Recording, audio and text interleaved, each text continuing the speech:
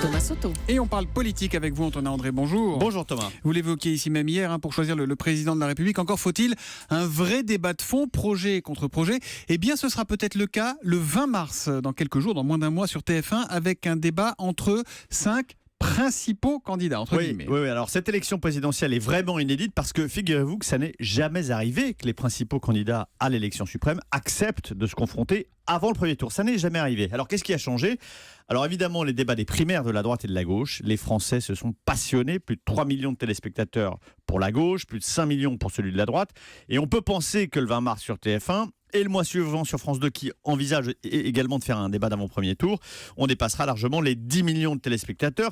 C'est l'équivalent de 10 000 meetings, si vous voulez, en une seule soirée. Alors évidemment, la force de frappe est très importante. Ça permet de toucher un maximum d'électeurs. Et puis, il y a un deuxième élément, c'est que le débat, on l'a dit et on le répète, c'est la meilleure façon de faire émerger les projets, les visions différentes, de sortir de la caricature.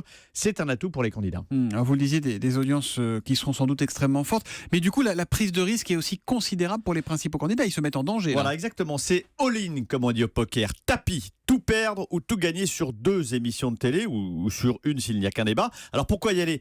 On l'a dit également, il n'y a plus de favoris dans cette élection qui est imprévisible. On a une offre politique azimutée, le clivage gauche-droite a volé en éclats avec un électorat très mobile, susceptible de changer son vote jusqu'au dernier moment. La seule constante de ces derniers mois, c'est la forte attente de renouvellement de la part des électeurs. Donc, de Mélenchon à Fillon, tout le monde est outsider et donc tous sont entre 10 et 20% et tous ont intérêt à participer à des débats qui peuvent s'avérer décisifs pour basculer sur le second tour. Vous le disiez, pas de favoris pour ceux qui sont entre 10 et 20%, mais pour Marine Le Pen, largement devant les sondages.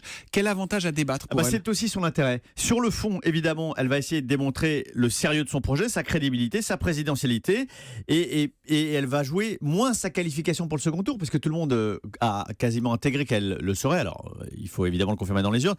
Elle jouera plus, elle, la victoire finale, sa crédibilité pour accéder à la présidence de la République. Et puis sur la forme, seule femme contre tous, évidemment, c'est une position potentiellement très valorisante. Surtout, si le débat, attention piège, tourne autour, ou plutôt contre le FN. Voilà, il y aura donc un premier débat lundi 20 mars à 21h sur TF1 avec les 5 principaux candidats qui sont annoncés. Et puis un mois après, à 3 jours du premier tour, c'est sur France 2 qui espère réunir là tous les candidats.